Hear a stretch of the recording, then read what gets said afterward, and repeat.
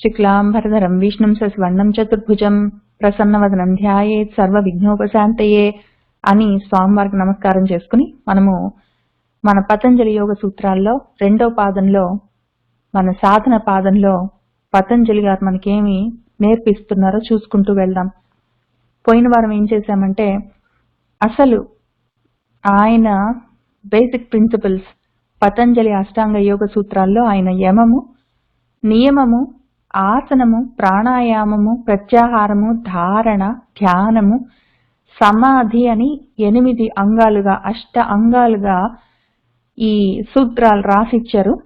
అవి ఏంటి అని చెప్పడం మొదలుపెట్టారు పోయిన వారం. యమ, నియమ, ఆసన, ప్రాణాయామ, ప్రత్యాహార, ధారణ, ధ్యాన, సమాధయ 8 అంగాని అని చెప్తూ అందులో యమంలో మళ్ళీ 5 ఉన్నాయి, నియమంలో మళ్ళీ 5 ఉన్నాయి. ఆ యమాలు ఏంటి అంటే అహింస, సత్య, అస్థేయ, బ్రహ్మచర్య, అపరిగ్రహ యమాహ అని చెప్పారు. అహింస, ఎవరిని హింసించకూడదు. సత్యం చెప్పాలి, ఆలోచించాలి. అస్థేయం, దొంగతనం చేయకూడదు. బ్రహ్మచర్యం, నిజంగా కూడా బ్రహ్మచర్యం పాటించాలి. ఎంతవరకు అంతవరకే, ఎక్కువగా కోరికల కోసం తీర్చుకోవడానికి ప్రయత్నం చేయకూడదు. అపరిగ్రహం, ఎవరిని ఎంతవరకు అవసరమో అంతవరకే తీసుకోవాలి, ఎవరిని ఎక్కువగా యాచించకూడదు. ఈ 5 యమంలో నియమాలు. అది కూడా ఈ అహింస, ఎవరిని హింసించకుండా ఉండడం, సత్యం, ఎప్పుడు మనసులో ఆలోచనలైనా సరే మాటలైనా సరే ఏవైనా సరే సత్యంగా ఉండాలి. సత్య సంకల్పాలు, సత్య వాక్కు ఉండాలి. అస్థేయం, దొంగతనం చేయకుండా ఉండడం. బ్రహ్మచర్యం, అపరిగ్రహం. ఇవి ఎప్పుడు చేయాలి, ఎప్పుడు చేయక్కర్లేదంటే ఎప్పుడు చేయాలి. దానికి జాతితోటి సంబంధం లేదు. నేను ఈ జాతి వాళ్ళని ఏమైనా చేస్తాను, ఆ జాతిని ఏమి చేయను, వీళ్ళు నా వాళ్ళు కాబట్టి నేను హింసించను, పక్క వాళ్ళైతే పర్వాలేదు, ఏదో చిన్నపిల్లలు కదా పర్వాలేదులే ఒక అబద్ధం చెప్తే, అట్లాంటివన్నీ ఉండవు. రకరకాలుగా ఏ జాతి అయినా సరే, చిన్నపిల్లలు లేదు, పెద్దవాళ్ళు లేరు, ఆడవాళ్ళు, మగవాళ్ళు, ఈ ఊరు వాళ్ళు, పక్క ఊరి వాళ్ళు, లేదా ఈ కులం వాళ్ళు, ఆ మతం వాళ్ళని ఏం లేదు. ప్రతిదీ ఏవైనా సరే, ఏ స్పీషీస్ అయినా సరే, జాతి, ఈ 5 పాటించవలసిందే. అట్లానే దేశం, దేశం అన్నప్పుడు ప్లేస్. మా ఊళ్ళో అయితే నేను ఎప్పుడు నిజమే చెప్తాను, పక్క ఊళ్ళో అయితే ఎట్లయినా ఉంటాను. మా ఊళ్ళో నేనేం చెప్పినా వింటారు, పక్క ఊళ్ళో మాత్రం నేను నిజమే మాట్లాడతాను. ఇట్లాంటివన్నీ ఉండవు ఎక్సెప్షన్స్. ఏ దేశం, ఏ ప్రదేశం అయినా సరే ఒకటేలాగా ఉండాలి. ఇవి అహింస, సత్యము, అస్థేయము, బ్రహ్మచర్యం, అపరిగ్రహం పాటించాలంటే ఏ ప్లేస్ లో అయినా అట్లే ఉండాలి, ఏ కాలంలో అయినా అట్లానే ఉండాలి. పైగా ఈ సమయాన్ని అన్నప్పుడు ప్రతిజ్ఞలు, ఏ శపథాలు చేసినా, ఏ వ్రతాలు పెట్టుకున్నా, ఏదో మౌన వ్రతం అని పెట్టుకుంటే ఆ మౌన వ్రతానికి మళ్ళీ దానికి ఒక లిమిటేషన్స్, సమయాలంటే లిమిటేషన్స్, రిస్ట్రిక్షన్స్. ఈ సమయాలన్నీ పెట్టుకోవడం అవన్నీ ఉండవు. ఏదైనా సరే చిన్నమైపోకూడదు, బ్రేక్ లేకుండా చెయ్యాలి. ఈ దేశంలో చేస్తాను, ఈ దేశంలో, ఈ కాలంలో, ఈ మనుషులతో, ఈ జాతులతో అని ఇన్ని పెట్టుకోకూడదు. ఎప్పుడైనా వీటన్నిటిని పైన చెప్పిన 5 మాత్రం పాటించి తీరవలసింది. అట్లా చేస్తే అది మహావ్రతం, అది సార్వభౌమ, అది ఎవ్రీ ప్లేస్ కి అది అప్లికబుల్. అది ఇట్ అప్లైస్ ఎవ్రీవేర్. సార్వభౌమం అది. దాని అప్లికబిలిటీకి టైం తోటి, స్పేస్ తోటి, మనుషులతోటి, జంతువులతోటి, వస్తువులతోటి సంబంధం ఉండదు అని ఆయన చెప్తున్నారు. జాతి, దేశ, కాల, సమయాన్ అవచ్ఛిన్నాః సార్వభౌమ మహావ్రతం అని చెప్పారు. ఇప్పుడు ఆ యమాలు అయిపోయిన తర్వాత నియమాలు చెప్తున్నారు.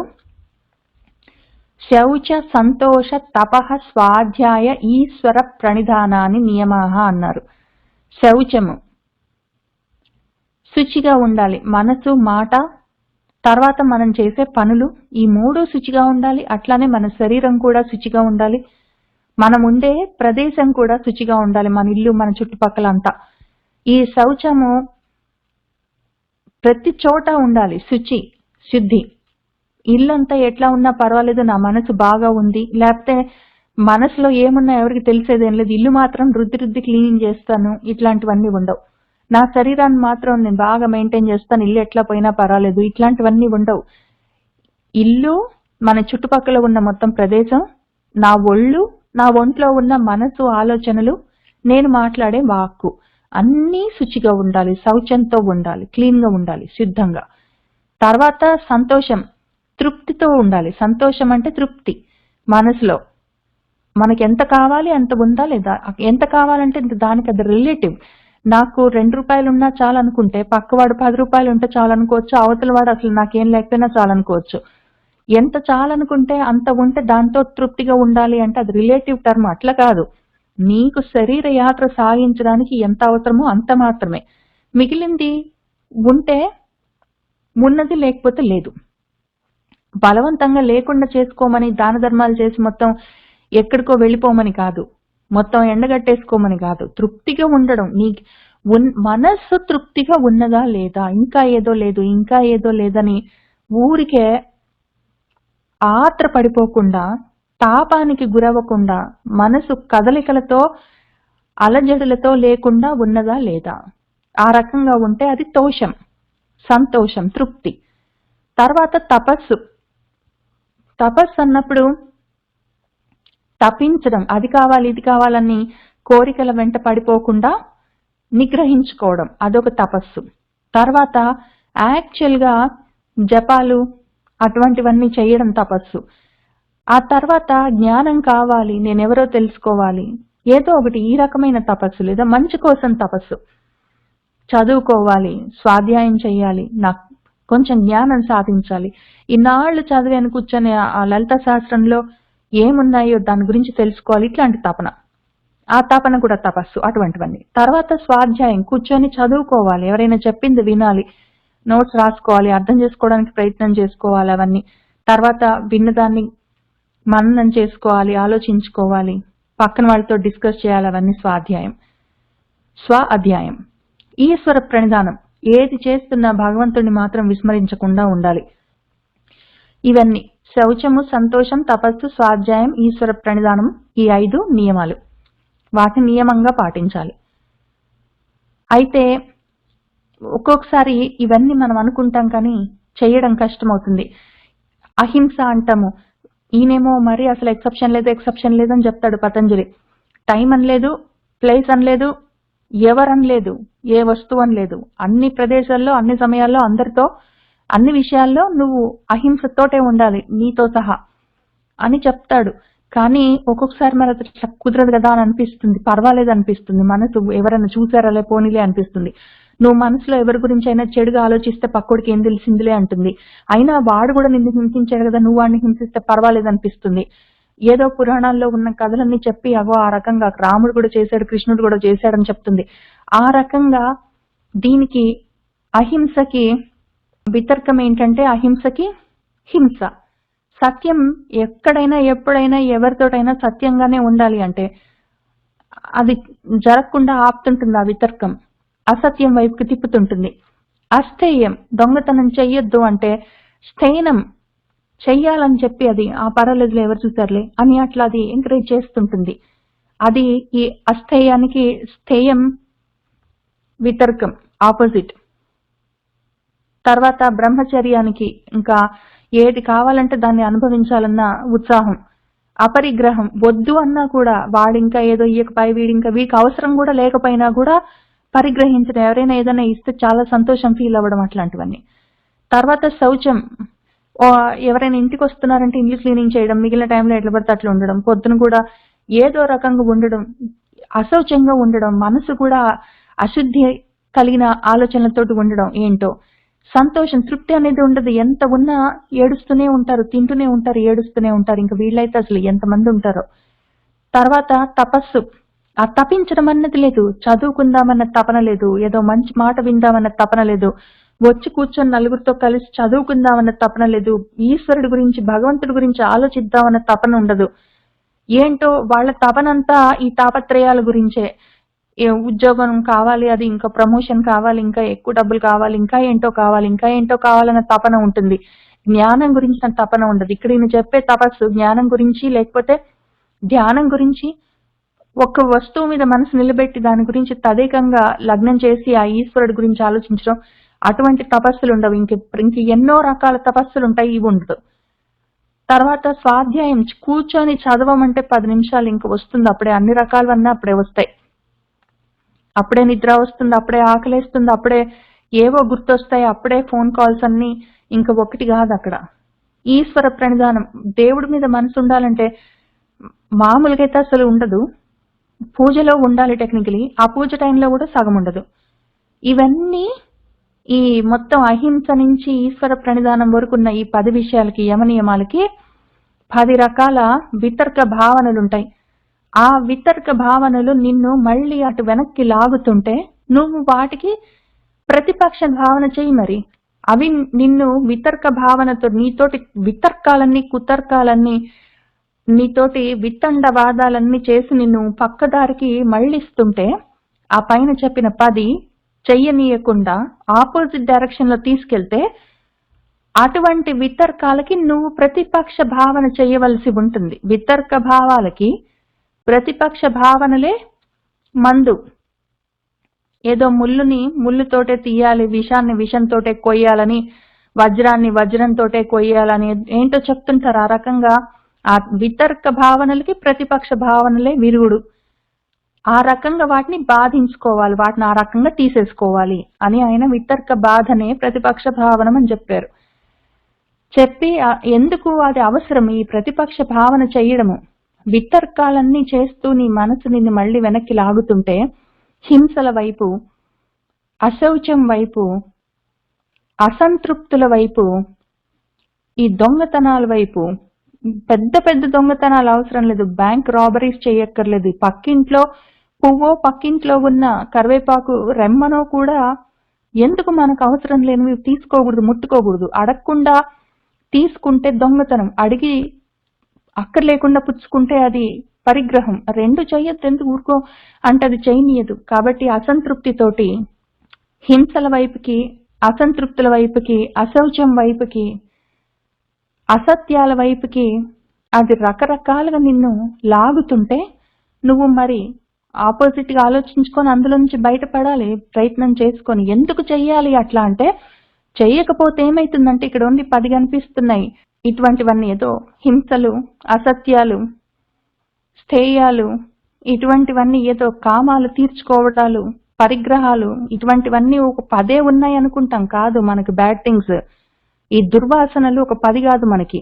ఈ 10 30 అవుతాయి. ఎట్లా అవుతాయి అంటే, కృతం నువ్వు చెయ్యొచ్చు, లేదా కారితం ఎవరితోటైనా చేయించొచ్చు, లేదా అనుమోదితం ఎంకరేజ్ చెయ్యొచ్చు. ఎవరైనా చెడు పని, హింస చెయ్యమని చెప్పి ఒకడు పక్కవాడికి చెప్తుంటే నువ్వు అక్కడ నిలబడి నవ్వుతూ ఆమోదం తెలిపావు, అనుమోదం చూపించావంటే, సంతోషించావంటే అది కూడా నువ్వు చేసే తప్పే అవుతుంది అప్పుడు. కాబట్టి హింస, ఆది ఏవేవి ఉన్నాయో, హింస మొదలైన పైన ఇందాక మనం చూసుకున్న 10, అవన్నీ వితర్కాలు. మనకి ఇక్కడ వితర్కాలని బాధించుకోవడానికి, తీసేసుకోవడానికి ప్రతిపక్ష భావన ఎందుకు చేయాలని చెప్తున్నారు. ఆ వితర్కాలు నీకు ఏవో హింస లాంటివి ఒక 10 ఉన్నాయి అనుకుంటున్నావు. కాదు, ఆ 10 కృతము, కారితము, అనుమోదితం అనే మిషన్ లో పెట్టి తిప్పితే 30 అవుతాయి. అవెందుకు చేస్తావు నువ్వు అంటే, ఆ హింస ఎందుకు చేస్తావు, అబద్ధం ఎందుకు ఆడతావు, ఎందుకు అక్కర్లేకున్నా చేతులు చాచి అడుక్కుంటావు, ఎందుకు దొంగతనం చేస్తావు, కరివేపాకు రెబ్బైనా సరే అంటే, లోభము, లేదా క్రోధము, లేదా మోహము, ఈ 3 దానికి కారణాలు. కాబట్టి చేస్తావు.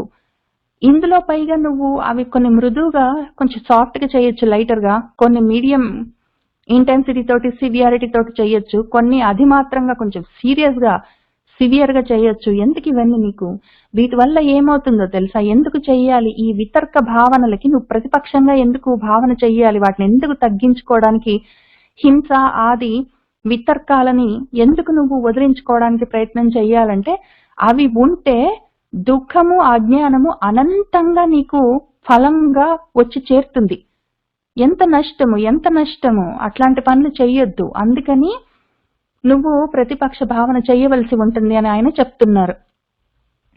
వితర్క, హింస, ఆదయ, కృత, కారిత, అనుమోదిత, లోభ, క్రోధ, మోహపూర్వక, మృదు, మధ్య, అధిమాత్ర, దుఃఖ, అజ్ఞాన, అనంత ఫల ఇది ప్రతిపక్ష భావనం అని చెప్పారు.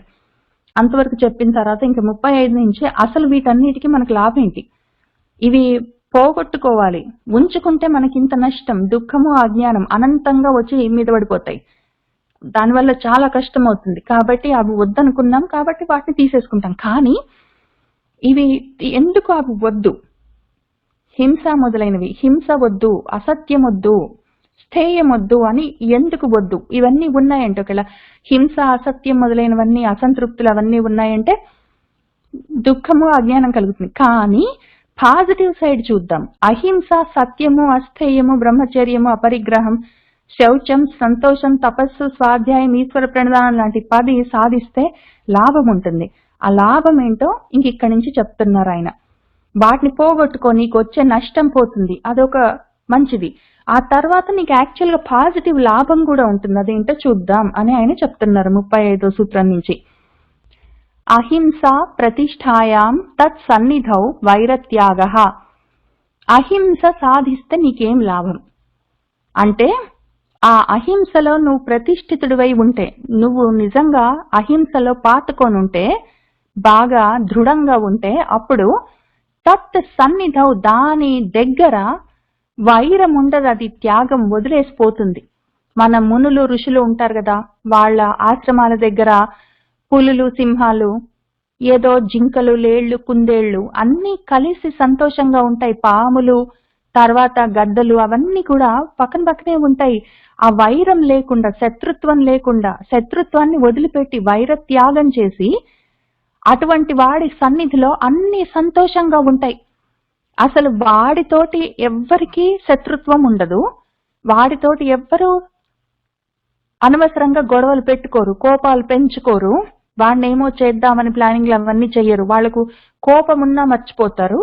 పైగా అసలు నిజంగా కూడా టెక్నికలీ మనుషులను చూసి భయపడడం, మనుషులని హింసించాలని ప్రయత్నం చేయడం, క్రూర స్వభావంతో ఉండకూడదు. ఎందుకంటే మామూలుగా ఒక జాతి, సజాతి జంతువులు ఏవైనా సరే, జింకల్ని ఏడిపించవు, పులులని ఏడిపించవు, వేటి సంగతి అవి చూసుకుంటాయి. ఓన్లీ వాటికి ఆ జాతి వైరం ఉంటుంది కదా, ఏదో సింహాలు, పులులు జింకల్ని వేటాడడం అట్లాంటివి బ్రతుకు తెరువు కోసం అట్లాంటివి అవి చేసుకుంటాయి. మనుషులే విచిత్రంగా మిగిలిన జంతువులు వాటి జాతి వాటిని ఏం చేసుకోవు, పక్కన వాటికి ఫుడ్ చైన్ లో అవసరం ఉంటే చేస్తాయి. మనమైతే అందరినీ హింసిస్తాం, మన జాతి వాళ్ళని, మనుషుల జాతుల్ని కూడా మళ్ళీ అందులో రకరకాలుగా ముక్కలు చెక్కలు చేసుకొని ఏడిపించుకుంటాం, ఏంటో మరి.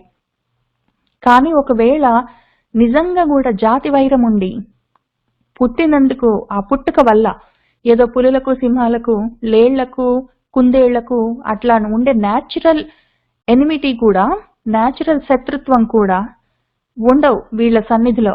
ఒకవేళ నిజంగా అహింస మనం పాటిస్తే మనతో ఎవరికి శత్రుత్వం ఉండదు, మన చుట్టుపక్కల ఎవరికి అటువంటి ఆలోచన కూడా కలగదు. అది లాభం, ఫస్ట్ సిద్ధి దానివల్ల వచ్చేది. తర్వాత సత్య ప్రతిష్ఠాయాం క్రియాఫల ఆశ్రయత్వం.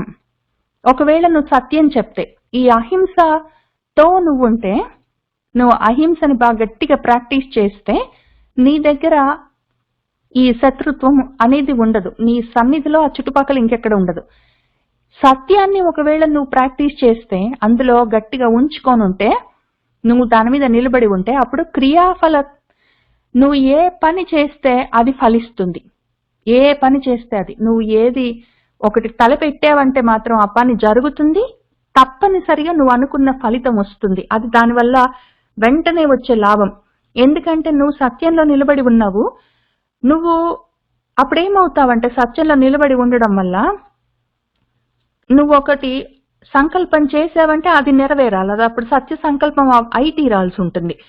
ఏదైనా ఒక వాక్కు పలికావంటే అది సత్యమై ఉండాలి, అప్పుడు నీది సత్య వాక్ అయి ఉండాలి, దానికి వేరే దారి ఉండదు అప్పుడు. అందుకే సత్యవాక్కు, సత్య సంకల్పాలు ఎవరికి ఉంటాయంటే సత్యాన్ని ఫాలో అయ్యే వాళ్ళకు ఉంటాయి.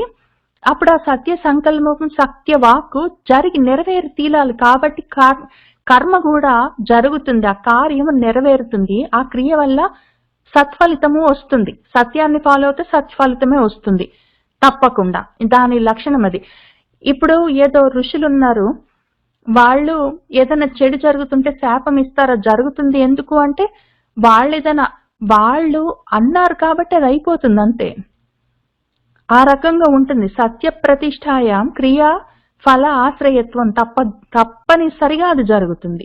సత్యం ఒకవేళ ప్రాక్టీస్ చేస్తే నువ్వు చేసింది, నువ్వు అన్నది, నువ్వు చేసింది, నువ్వు అనుకున్నది 3 ఫలిస్తాయి.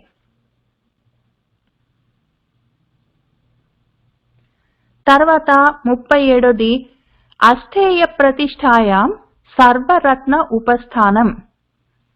ఇది యాక్చువల్గా ఇంట్రెస్టింగ్ ఉంటుంది. నిజంగా కూడా అస్థేయం, దొంగతనం చేయకుండా ఉంటే సర్వరత్నాలు నీ దగ్గరకు వచ్చి చేరుతాయి.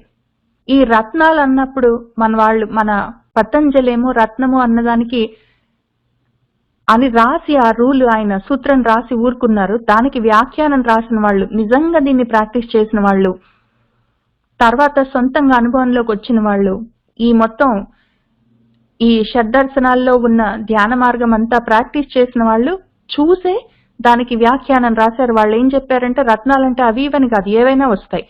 నిజంగా నీకు అటువంటి దొంగతనం అన్నది లేకుండా ఉంటే, నువ్వు ఎప్పుడు దొంగతనం అన్నది చేయకుండా ఉంటే, ఇంతవరకు చేస్తే పోని ఇప్పటి నుంచి అయినా సరే అసలు ఆ పని చెయ్యకుండా ఉంటే, నువ్వు ఏది కావాలంటే అది నీ దగ్గరకు వచ్చి చేరుతుంది. నువ్వు కోరుకోకపోయినా పర్వాలేదు, నీకు ఏది అవసరమో ఆ సమయానికి నీ దగ్గరకు వచ్చి చేరుతుంది. నువ్వు అడగకపోయినా పర్వాలేదు. నువ్వు పోయి కష్టపడి దొంగతనం చేసి సంపాదించుకోవాల్సిన అవసరం లేదు.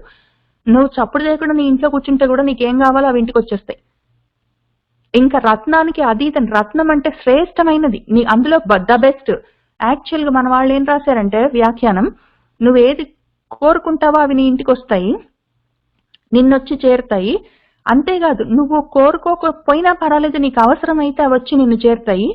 అంతేకాదు, ఆ వచ్చే వాటిల్లో కూడా ద బెస్ట్, శ్రేష్టమైనవే వచ్చి చేరుతాయి. కాబట్టి నువ్వు దొంగతనం చేయకుండా నీ ఇంట్లో నువ్వు కూర్చో, నువ్వు దాన్ని ప్రాక్టీస్ చేయి, నిరంతరము దాన్ని నువ్వు శ్రద్ధగా పాటించు. దాన్ని ఒక వ్రతంగా, నిజంగా కూడా మహావ్రతం అనుకో, ఆ వ్రతంగా దాన్ని పాటించు. నీకేమి కావాలో, నువ్వేం కోరుకుంటున్నావో అవన్నీ వాట్లలో కూడా ద బెస్ట్, శ్రేష్టమైనవన్నీ నీ దగ్గరకు వస్తాయి అని చెప్తున్నారు ఆయన. ఈ అస్థేయానికి ఫలం, ఈ సిద్ధి కలుగుతుంది. ఈ అస్థేయాన్ని సాధన చేస్తే ఈ కోరుకున్నవన్నీ నీ దగ్గరకు వచ్చి చేరుతాయి, అందులో కూడా శ్రేష్టమైనవన్నీ నీ దగ్గరకు వచ్చి చేరుతాయి అన్న సిద్ధి కలుగుతుంది. అస్థేయ ప్రతిష్టాయాం సర్వరత్న ఉపస్థానం. తర్వాత 38వ సూత్రంలో బ్రహ్మచర్య ప్రతిష్టాయాం వీర్యలాభ. బ్రహ్మచర్యంలో నువ్వు ప్రతిష్ఠితుడవై ఉంటే అప్పుడు నీకు వీర్య లాభం కలుగుతుంది. వీర్య లాభం కలగడం వల్ల బలము, సత్తువ పెరుగుతాయి, శక్తి పెరుగుతుంది. యాక్చువల్ గా ధ్యానం మార్గంలో ఉన్న వాళ్ళు నిజంగా వాళ్ళు బ్రహ్మచర్యాన్ని పాటిస్తారు. వాళ్ళు శరీర వాంఛలని కోరుకోరు. దానివల్ల వాళ్ళకి వీర్యము నిలబడి ఉంటుంది. దానివల్ల వాళ్ళకి బలము, శక్తి, వీటితో పాటు వచ్చే జ్ఞానము అన్నీ వస్తాయి. పైగా ఇంకొక చాలా ముఖ్యమైన విషయం ఏంటంటే, వీళ్ళకి బ్రహ్మచర్యంలో స్థిరంగా నిలబడి ఉన్న వాళ్ళకి వాళ్ళు చదువుకునేది వాళ్ళకు వెంటనే అర్థమవుతుంది. ఆ బ్రహ్మం గురించి వాళ్ళు ఏం చదువుకుంటున్నారో ఆ విషయాలన్నీ పట్టుబడతాయి. అంతేకాక వాళ్ళు చెప్పేది ఎవరికి చెప్తున్నారో ఆ స్టూడెంట్స్ కి కూడా అర్థమవుతుంది. వీళ్ళు చెప్పే గురుగారు బ్రహ్మచర్యంలో ఉండి ఒకవేళ ఆ సాధన చేస్తూ ఆయన చదువుకుంటే ఆయనకు అర్థమవుతుంది. ఆయన చేసుకునే అధ్యయనంలో ఆయన ఏం చదువుకుంటున్నారో ఆయనకు అన్ని అర్థమవుతాయి. అట్లానే ఆయన అధ్యాపకత్వం చేస్తే, టీచింగ్ చేస్తే ఆయన చెప్పేది ఆయన పిల్లలకు కూడా పట్టుబడుతుంది. అంతటి లాభం ఉంటుంది అని మన వాళ్ళు చెప్తున్నారు. బ్రహ్మచర్య ప్రతిష్టాయాం వీర్య లాభ. అంతేగాక యాక్చువల్ గా ఈ వీర్య లాభంలో మనము సత్తువ, శక్తి అన్నది శరీరానికి, జ్ఞానం అన్నది మన బుద్ధికి అని చెప్పుకున్నాము. మనసుకి కూడా సత్వ గుణం ఎక్కువ అవుతుంది, వృద్ధి చెందుతుంది. అందులో కూడా వాళ్ళకి లాభం ఉంటుంది. రజో తమో గుణాలు తగ్గి సత్వగుణం పెరగడానికి మనసులో అది ముఖ్య కారణం. యాక్చువల్ గా సత్వగుణం ఉంటేనే జ్ఞానం, చదువుకున్నది అర్థం అవ్వడం, వంటబట్టడం జరుగుతుంది. అవన్నీ దానికి ఉన్న ఆటోమేటిక్ లాభాలు. అట్లనే వాళ్ళు సత్వగుణంలో ఉండి టీచింగ్ చేస్తే వాళ్ళు యాక్చువల్గా ఇన్స్పైర్ చేస్తారు. వాళ్ళు ఎవరికి చదువు చెప్తున్నారో వాళ్ళని ఇన్స్పైర్ చేయగలుగుతారు. చాలా లాభాలు ఉంటాయి బ్రహ్మచర్యంలో ఉంటే. తర్వాత అపరిగ్రహ స్థైర్యే జన్మ కథంతా సంబోధ. అపరిగ్రహంలో ఒకవేళ వాళ్ళు స్థిరంగా నిలబడి ఉంటే వాళ్ళ జన్మ కథ మొత్తం వాళ్ళకి బోధం మొత్తం తెలిసిపోతుంది. వాళ్ళు ఇంతకు ముందు ఏ జన్మల్లో ఉన్నారు, ఆ జన్మల్లో వాళ్ళు ఏం చేశారు, ఎక్కడ పుట్టారు, ఎట్లా ఉండేవాళ్ళు, ఇప్పుడు ఏం జరుగుతుంది, తర్వాత ఏం జరుగుతుంది, నెక్స్ట్ ఇంకా జన్మలు ఉన్నాయా, ఉంటే అవి ఎట్లా ఉంటాయని వాళ్ళ జన్మ కథలు ఆ వృత్తాంతాలన్నీ వాళ్ళకి మొత్తం తెలిసిపోతాయి. ఎవరికి అంటే అది ఎవరికి సిద్ధి అంటే అపరిగ్రహాన్ని ఎవరు స్థిరంగా సాధన చేసుకుంటున్న వాళ్ళకి ఆ అపరిగ్రహం అక్కర్లేకుండా ఎంతవరకు అవసరమో అంతవరకు. ఇవాళకి తినడానికి ఉన్నదా లేదా అంతవరకే, కావాలంటే ఈ నెల వరకు, లేకపోతే 3 నెలలు 6 నెలలు, ఇంకా మొత్తం జీవితాంతం నేను ఈ జన్మంతా తినాలి, నా వాళ్ళు తినాలి, తర్వాత 7 తరాలు తినాలి, ఎంత పడితే అంత కావాలి, దానికోసం అవసరమైతే ఎంతైనా అడుక్కుంటాను, ఇంకా అవన్నీ కాదు. అసలు అంత దూరం కూడా కాదు, చిన్న విషయం. మా ఇంట్లో ఉప్మా చేసుకుంటున్నాను, కరివేపాకు లేదంటే లేకపోతే నష్టం లేదని ఊరుకోవాలి. అది ఏది లేకపోయినా కూడా వాళ్ళని నువ్వు అది ఇస్తావా, నేను టీ చేసుకుంటున్నాను చక్కెర లేదు, తర్వాత రాగానే తెచ్చిస్తాను ఇస్తావా, ఏదో పప్పు చేసుకుంటున్నాను టమాటో లేదు మళ్ళీ కొనగానే తెచ్చిస్తాను ఇస్తావా, ఏదో రాసుకుంటున్నాను పెన్సిల్ లేదు ఇస్తావా, అది ఇస్తావా ఇది ఇస్తావా, ఎన్నాళ్ళు అడుగుతావు? ఏది లేదు, అసలు ఏది అడగొద్దు అంతే. అసలు మరి కొంచెం పెద్దవాళ్ళు అమ్మ వాళ్ళు అయితే, అమ్మ నాన్న అట్లాంటి వాళ్ళు, చిన్నపిల్లలు ఉంటారు 7, 8 ఏళ్ళు 10 ఏళ్ళు 16 ఏళ్ళు, ఎవరైనా చిన్న వాళ్ళ పిల్లలు, వాళ్ళని కొంచెం నువ్వు లేచిన్నావు కదా కొంచెం ఆ నీళ్ళు ఇక్కడ తెచ్చిస్తావా, కొంచెం ఆ అన్నం మూత పెట్టి వస్తావా, లేకపోతే ఏంటో ఆ పని చేసి వస్తావా, ఏది అడగడం ఎందుకు? ఎంత అవసరమో అంతవరకే. తర్వాత ఇంకా పరిగ్రహం అంటే ఏది పరిగ్రహించొద్దు అంతే. స్ట్రిక్ట్ గా అట్లా ఉండగలిగితే దానికి వచ్చే సిద్ధి ఎంతటితో చూడండి. అసలు యాక్చువల్ గా మన గురించి మనకు అర్థమైపోతుంది, మన జన్మలన్నీ మన కళ్ళ ముందు కనిపిస్తాయి, దాని గురించి మొత్తం తెలిసిపోతుంది అని చెప్తున్నారు. నిజంగా అంత అపరిగ్రహం ఫాలో అవ్వగలిగితే దాన్ని ఈ మార్గంలో, ఈ ధ్యాన మార్గంలో అపరిగ్రహాన్ని యాక్చువల్ గా అంత స్ట్రిక్ట్ గా ఫాలో అవుతే అపరిగ్రహ స్థైర్యే జన్మ కథంతా సంబోధ. తర్వాత 40వ సూత్రం చూద్దాం.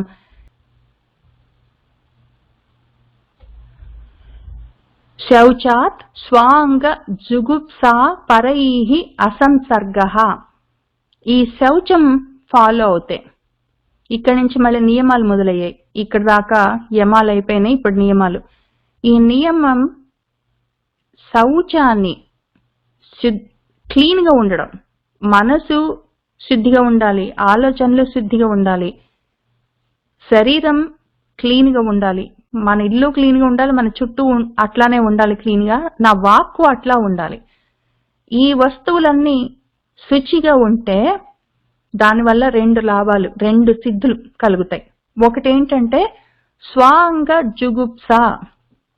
అంతకన్నా ముందు అంగం అంటే శరీరం కదా, స్వ అంగం అంటే నా శరీరం. నేను ఒకవేళ ఈ శౌచాన్ని అంత సివియర్ గా స్ట్రిక్ట్ గా నేను ఫాలో అవుతే అప్పుడు నా సొంత శరీరం మీద జుగుప్స కలుగుతుంది. ఇంకా దాన్ని మెయింటైన్ చేయాలి, అయ్యో నేను ముసలిదాన్ని అవుతున్నాను, అయ్యో జుట్టు తెల్లబడ్డది, అయ్యో రాలిపోతుంది, ఇంతకు ముందున్నంత బలం ఇప్పుడు లేదు, అయ్యో టాబ్లెట్స్ వేసుకోవాల్సి వస్తుంది, మోకాళ్ళు నొప్పులు వస్తున్నాయి, వీపు నొప్పి పుడుతుంది, తలకాయ నొప్పి వస్తుంది, తిన్నది అరగట్లేదు, అయ్యో ఆకలి వేస్తుంది. వాళ్ళు చూస్తే ఏమనుకుంటారు, అయ్యో ఐబ్రోస్ ఫ్రీజింగ్ చేయించుకోవాలి, జుట్టు కటింగ్ చేయించుకోవాలి, దానికి కలర్ వేయించుకోవాలి, మంచి చొక్కాలు వేసుకోవాలి, వాళ్ళేవో పలానా చోటుకి వెళ్ళారు మంచి నగలన్నీ వేసుకున్నారు, నాకు లేకపోయే, వాడు పక్కోడు ఏంటో అని చెప్పి గొప్ప చొక్కా కొనుక్కొని వేసుకున్నాడు, నేను కూడా కొనుక్కుంటాను, వాడు ఒక $2000 పెట్టి వాడేదో టై కొనుక్కున్నాడంట, నేను కూడా కొనుక్కుంటాను, ఎవరో $7000 పెట్టి వాచ్ కొనుక్కున్నాడంట, నేను కూడా కొనుక్కుంటాను, ఇంకేవేవో ఉంటాయి, ఇంక దీనికి అంతమే లేదు. ఈ విషయాలన్నిటి మీద జుగుప్స పెరుగుతుంది, అసహ్యం పెరుగుతుంది. ఇంక ఇవన్నీ అంత అవసరం అనిపిస్తుంది. అసలు నా సొంత శరీరం మీదనే నాకు అంత ఇంట్రెస్ట్ ఉండదు. కాబట్టి ఇంట్రెస్ట్ పోగొట్టుకొని మళ్ళీ దాన్ని ఎట్లా పడితే అట్లా స్నానాలు అవన్నీ చేయకుండా, బట్టలు సరిగా వేసుకోకుండా, తలకాయ దూకోకుండా ఉంటానా అంటే ఉండను. నేను అసలు పాటించేదే శౌచం. కాబట్టి ఎంత అవసరమో అంత దాన్ని మెయింటైన్ చేస్తాను. మంచిగా చేస్తాను. దాన్ని అవసరమైనప్పుడు ప్రతిరోజు దాన్ని కడిగి స్నానం పోసి దాన్ని తుడిచి దానికి పౌడర్లు అవన్నీ వేసి మాయిశ్చరైజర్లు అన్ని రాసి ఎంతవరకు చేయాలో అంతవరకు చేసే కదా శౌచాన్ని మెయింటైన్ చేస్తున్నా నేను. కాబట్టి అది చేయకుండా ఎక్కడ పోను.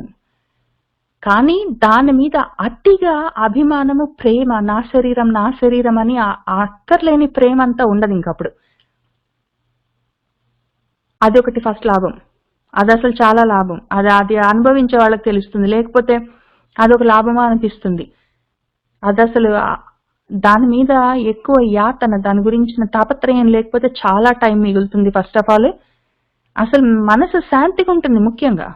లేకపోతే ఇవాళ బాగానే ఉన్నాను, మళ్ళీ కళ్ళు సరిగా కనిపిస్తాయో లేదో, ఏంటో ఇవాళ పొద్దున ఉప్మా చేసుకుంటే అరగలేదు, పొద్దున నుంచి అట్లనే ఉంది అని ఇంక ఇవన్నీ ఉండవు. చాలా టైం సేవ్ అవుతుంది. మనసు చాలా ప్రశాంతంగా ఉంటుంది ఒకవేళ ఇది సాధించగలిగితే, నిజంగా సాధించగలిగితే.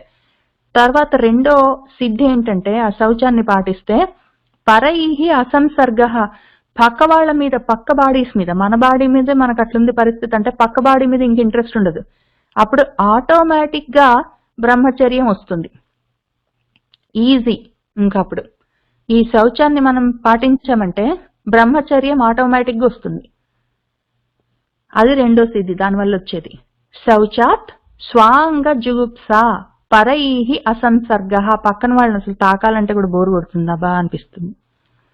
తర్వాత 41వ సూత్రం, సత్వశుద్ధి సౌమనస్య ఏకాగ్ర ఇంద్రియ జయాత్ ఆత్మదర్శన యోగ్యత్వాని చ. అంటే ఈ శుద్ధి వల్ల ఇంకో లాభం కూడా ఉంది. ఈ శౌచం పాటిస్తే ఇక్కడ సొంత శరీరం మీద జుగుప్స, పరుల శరీరంతో సంసర్గం, కలిసి ఉండడం, రాసుకొని పూసుకొని తిరగడం, ఇట్లాంటి వాటి మీద ఇంట్రెస్ట్ పోతుంది. అదిగాక మూడో లాభం ఏంటంటే సత్వశుద్ధి, సౌమనస్కం, ఏకాగ్రం, ఇంద్రియ జయత్వం, ఆత్మదర్శనం, ఈ యోగ్యత, ఇవన్నీ వస్తాయి. ఇన్ని లాభాలు ఉన్నాయి. మళ్ళీ అక్కడికి ముగించలేదు ఆయన. ముందు శౌచం పాటిస్తే సత్వం శుద్ధి అవుతుంది, మన మనసులో రజోత్తమో గుణాలు పోతాయి, సత్వం క్లీన్ అవుతుంది. ఎందుకు అంటే మన మనసులో ఈ 3 గుణాలు ఉంటాయి, సత్వ రజస్తమో గుణాలు అని 3 ఉంటాయి కదా. అందులో రజోతమో గుణాలు ఎక్కువ ఉంటాయి మనకి. రజోగుణం ఏం చేస్తుందంటే కోరికలతో పనులు చెయ్యాలని మనల్ని ప్రేరేపిస్తుంటుంది. కాబట్టి నిలబడలేము, ఒక 10 నిమిషాలు కూర్చోలేము, ఒక దాని మీద ఫోకస్ చేసి ఆలోచించలేము. ముఖ్యంగా ధ్యానానికి అది పెద్ద అడ్డు, చదువుకోవడానికి పెద్ద అడ్డు, ఏదో పూజలు చేయాలన్నా, ఏవైనా సరే భక్తితో అట్లా ఉండాలన్నా పెద్ద అడ్డు. అవన్నీ జపాలు చేయలేము, అన్నిటికీ అడ్డంగా ఉంటుంది ఆ రజోగుణం. రెండోది తమో గుణం, దానికి ఉంటే ఎక్కువగా ఆకలి గాని, ఎక్కువగా నిద్ర గాని, వాటితోటి డల్గా ఉంటుంది. ఎక్కువ తిన్నా కూడా మనసు డల్గా ఉంటుంది, అసలు ప్రాణం అంతా. నిద్రపోయినా కూడా డల్గా ఉంటుంది. అది కాబట్టి ఆ మందకొడితనము ఆ తమో గుణానికి ముఖ్యంగా. ఆ మందకొడిగా ఉంటే ధ్యానము చేయలేము, పూజ చేయలేము, జపము చేయలేము, చదువుకోలేము, ఏది చేయలేము ఆ మందకొడితనంతో, ఆ తమో గుణంతో.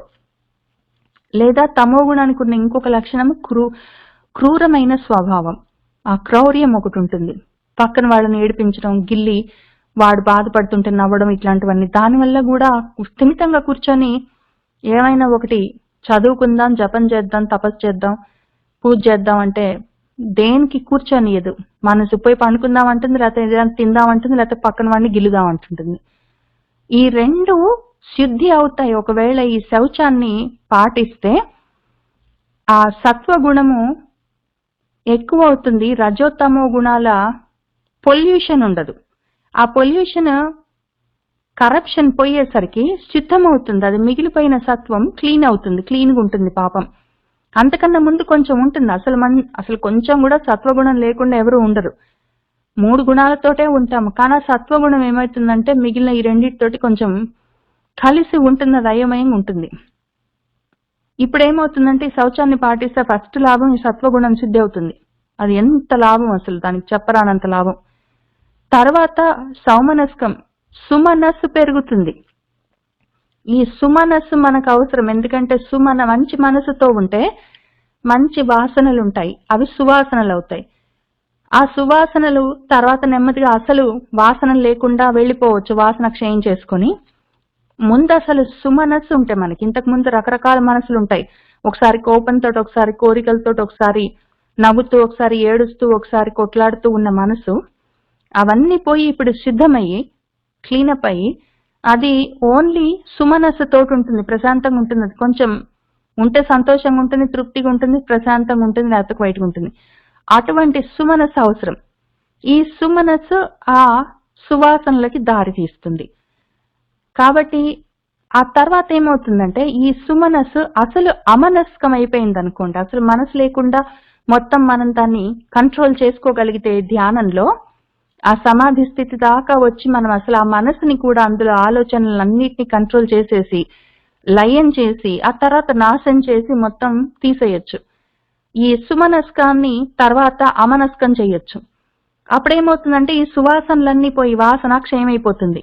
అప్పుడు వాసనలు లేకుండా పోతాయి. కాబట్టి ఇంకా ఫైనల్ అల్టిమేట్ స్టేజ్ అది.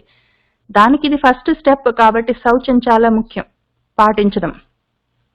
శౌచం అంటే మనసులో ఏమైనా అనుకోవచ్చు, బయట వాడికి తెలియదు కాబట్టి నోటితోటి ఏమైనా అనొచ్చు. యాక్చువల్గా నేను చేశానా, ఏదో అన్నాను అని అట్లా చేయడం. ఎవరైనా తాకుతున్నా దూరంగుండు మడి మడి అనడం. తర్వాత ఎవరో వెళ్ళిపోయారు, ఎవరో పుట్టారని చెప్పి ఆ రోజులలో వాళ్ళని తాకొద్దు, వీళ్ళని తాకొద్దు, వాళ్ళని ముట్టుకోవద్దు, ఇటువంటివన్నీ మడి, తర్వాత ఇటువంటివన్నీ అంటూ, ఇటువంటివన్నీ మైల అని మనం పాటిస్తాం. మనకు తెలిసిన మైల అంటూ.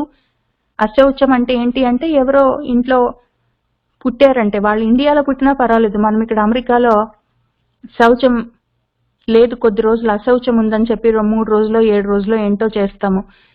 వాళ్ళ ఇంటి పక్కన ఉండక్కర్లేదు, ఇంట్లో ఉండక్కర్లేదు. లేకపోతేనేమో ఏదో పూజ చేస్తున్నాం, ఈ టైంలో నన్ను ముట్టుకోవద్దని చేస్తాం. అట్లాంటివన్నీ తెలుస్తాయి మనకి. అంతవరకే మన మడి అంటూ మన అశౌచం అంతవరకు. అందులో వాటితో మనకి సంబంధం లేదు. అది వాళ్ళు ఎవరు చేసుకుంటారో ఏమో కానీ ఈ మన ధ్యానం మార్గంలో పతంజలి చెప్పింది, మన జ్ఞాన మార్గంలో మనకు ఉండవలసిన శౌచం ఏంటంటే శరీరం క్లీన్గా ఉండాలి, మనమున్న ఇల్లు క్లీన్గా ఉండాలి, మన చుట్టుపక్కల ప్రదేశం ఉండాలి. తర్వాత మనము మనసులో ఏం ఆలోచించుకుంటున్నామో చూసుకొని కోపంతో, క్రౌర్యంతో కూడిన ఆలోచనలన్నింటినీ తీసేయాలి. క్లీనప్, అది శుద్ధి, అది శౌచం. అట్లానే మనం ఏం చదువుకుంటున్నామో అది కూడా శుచి అయినవి చదువుకోవాలి. ఏవి పడతావి కాకుండా, ఏవి పడతావి వినడం, ఏవి పడుతుంది అనడం, ఇట్లాంటివన్నీ లేకుండా చేయాలి. ఇటువంటివన్నీ చేస్తుంది శుచి.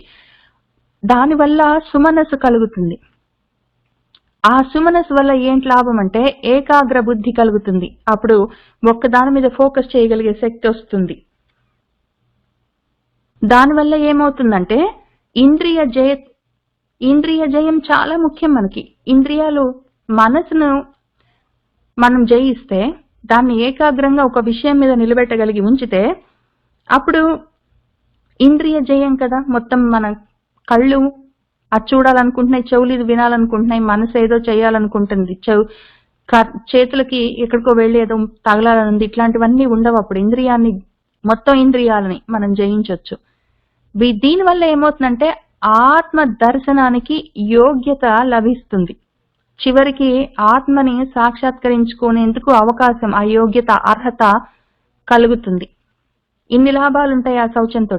కాబట్టి ఆ శౌచాన్ని తప్పకుండా పాటించాలి.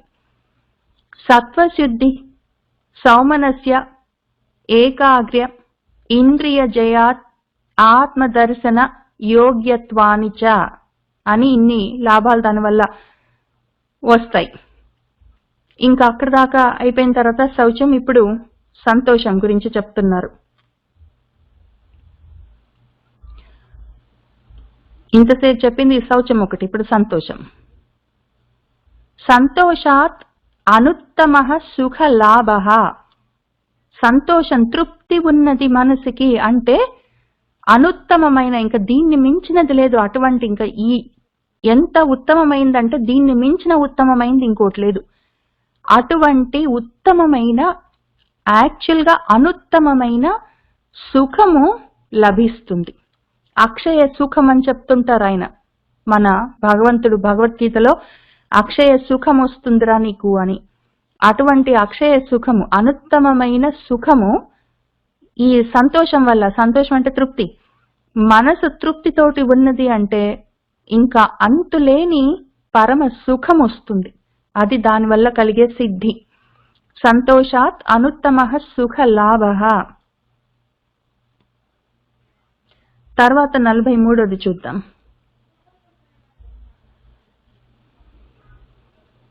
కాయేంద్రియ సిద్ధిః అశుద్ధి క్షయాత్ తపసః. తర్వాత కాయం అంటే శరీరము, ఇంద్రియము, ఇంద్రియాలంటే కళ్ళు ఏం వింటున్నాయి, చెవులు ఏమి వింటున్నాయి, కళ్ళేమి చూస్తున్నాయి, మనసేమి అనుకుంటుంది, ఇటువంటివన్నీ. ఈ శరీరము అటు ఇంద్రియాలు, వీటిని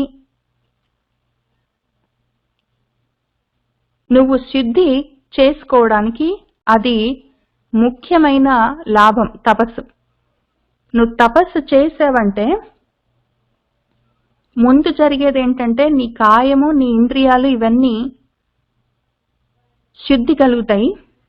దానివల్ల నీకు సిద్ధి లభిస్తుంది. ఈ సిద్ధులు ఎట్లాంటివి ఇక్కడ యాక్చువల్గా ఈ సూత్రంలో ఎక్కువ రాయలేదు. కాయేంద్రియ సిద్ధిః అశుద్ధి క్షయాత్ తపసః అని చెప్పినప్పుడు ఆయన ఈ తపస్సు వల్ల,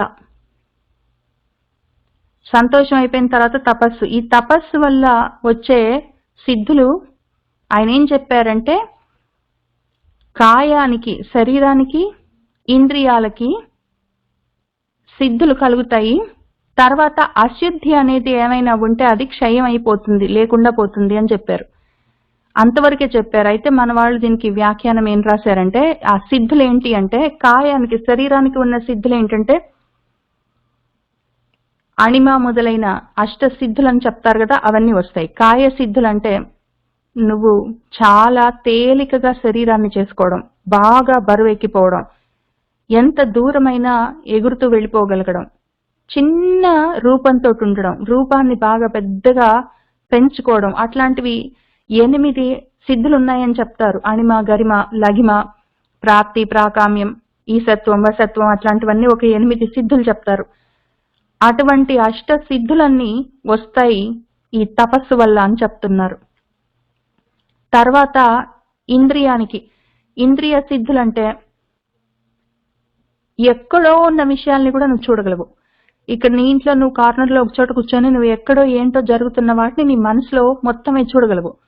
లేదా చెవులతో ఎంత దూరంలో ఉన్నవైనా వినగలవు. ఎక్కడో ఉన్న విషయాల్ని నువ్వు ఇక్కడ కూర్చొని రుచి చూడగలవు, అనుభవించగలవు. శరీరంతో వాటిని తాకిన ఫీలింగ్ తెచ్చుకోగలవు. చర్మంతో తాకిన ఆ స్పర్శ సుఖాన్ని అనుభవించగలవు. అటువంటివన్నీ సిద్ధులన్నీ వస్తాయి ఈ తపస్సుని నువ్వు ఒకవేళ చేస్తే అని ఆయన చెప్తున్నారు. కాయ ఇంద్రియ సిద్ధిః అశుద్ధి క్షయాత్ తపసః అని చెప్పారు. తర్వాత 44వ సూత్రంలో ఏం చెప్తున్నారంటే స్వాధ్యాయాది ఇష్టదేవత సంప్రయోగః. స్వాధ్యాయం చేస్తే లాభం ఏంటి? కూర్చొని చదువుకో అని చెప్తారు ఇక్కడ. స్వాధ్యాయం అంటే ఎవరికి వాళ్ళు కూర్చోండి, చదువుకోండి. అవి కూడా ఏదో ఒకటి చదవడం కాదు. ఏవైనా సరే, ఈ మనకు ఉపనిషత్తులు ఉన్నాయి, వేదాలున్నాయి. వేదాలు చదువుకోరాకపోతే ఉపనిషత్తులు, అవి కూడా చదువుకోరాకపోతే పురాణాలు ఉన్నాయి. కనీసం విష్ణు సహస్రనామానికి, లలితా సహస్రనామానికి, భగవద్గీతకి మొదలైన వాటికి, మిగిలిన స్తోత్రాలకి, వాటికి అర్థాలు చూసుకుంటూ, అర్థాలు తెలుసుకుంటూ, వాటి గురించి ఆలోచించుకుంటూ, వింటూ, ఇవన్నీ చేస్తూ ఉంటే దాన్ని స్వాధ్యాయం అని చెప్తాం కదా. ఆ స్వాధ్యాయం చేయమని చెప్తుంటారు. దానివల్ల ఏదో ఒక లాభం ఉండాలి కదా. దానివల్ల కలిగే సిద్ధి ఏంటో ఆయన చెప్తున్నారు ఇక్కడ. స్వాధ్యాయం వల్ల ఏంటి సిద్ధి అంటే ఇష్టదేవత సంప్రయోగం. ఏ దేవతలు కావాలనుకుంటే ఆ దేవతలు నీ కళ్ళ ముందు వచ్చి కనిపిస్తారు. ఋషులు కావాలంటే ఈయనేంటో ఇక్కడ రాశాడు శంకర భగవత్పాదులు, అది అర్థం కావట్లేదు అంటే ఆయన వచ్చి కూర్చొని చెప్తాడు కావాలంటే. వ్యాసుడు కావాలంటే ఆయన, ఎవరైనా సరే, మహర్షులు కావాలి, నారదుడు మొదలైన వాళ్ళందరూ, నీకు ఇష్టమైన ఋషులు, ఇష్టమైన దేవతలు, ఇష్టమైన సిద్ధులు, నీకెవరు కావాలంటే వాళ్ళు, ఇష్ట దేవతలందరూ వాళ్ళు నీకు కనిపిస్తారు. నువ్వు చూడొచ్చు వాళ్ళని, వాళ్ళతో మాట్లాడొచ్చు. నువ్వేదైనా కోరుకుంటే వాళ్ళు అది జరిగేటట్టు చేస్తారు. నువ్వేదైనా చేస్తుంటే నీకు హెల్ప్ చేస్తారు. అవన్నీ చేస్తారు. స్వాధ్యాయం చేసావంటే అప్పుడు ఇష్ట దేవతలు నువ్వేది కావాలంటే అది చేస్తారు, నీకోసం చేసి పెడతారు. అని ఆయన చెప్తున్నారు. దానివల్ల కలిగే సిద్ధి నిజంగా చేస్తే గ్యారంటీగా జరుగుతుందని చెప్తున్నారు. ఇవి మనకు జ్ఞాన మార్గంలో ఉంటే నిజమేనా అని అనుమానిస్తాము. ధ్యాన మార్గంలో వాళ్ళు ఏమి క్వశ్చన్ చేయట్లేదు, నిజంగా జరుగుతాయనే చెప్తున్నారు. నిజంగా అంత చేయగలిగితే నువ్వు కూర్చొని చేయి స్వాధ్యాయం మేము చెప్పినట్టు ఈ మొత్తం ఆ సమాధి యోగం దాకా వెళ్ళిపోయి ఆ రకంగా చేసి చూడు, నీకు ఇవన్నీ జరుగుతాయని చెప్తున్నారు. స్వాధ్యాయాత్ ఇష్టదేవత సంప్రయోగ. తర్వాత 45వ దాంట్లో సమాధి సిద్ధి ఈశ్వర ప్రణిధానాత్. ఈశ్వర ప్రణిధానం చేస్తే స్వాధ్యాయం అయిపోయింది కదా, ఇక్కడ ఈ స్వాధ్యాయం అయిపోయిన తర్వాత ఈశ్వర ప్రణిధానం 10వది, యమ నియమాల్లో 10వది. ఇప్పుడు అది చేస్తే ఏంటి లాభం అంటే సమాధి సిద్ధి జరుగుతుంది. నీకు నువ్వు ఏమి కావాలంటే అది ఆ సమాధి స్థితిలో సిద్ధిని, మనకు సమాధి స్థితులు చాలా రకాలుగా ఉన్నాయని ముందు ఫస్ట్ పాదంలో చదువుకున్నాం కదా, అవన్నీ నీకు సిద్ధిస్తాయి, ఈజీగా సిద్ధిస్తాయి. ఈశ్వర ప్రణిధానం పెట్టుకొని కూర్చో నువ్వు ఇవన్నీ చేసుకుంటూ ఆ సమాధి సిద్ధి నీకు లభిస్తుంది అని చెప్తున్నారు.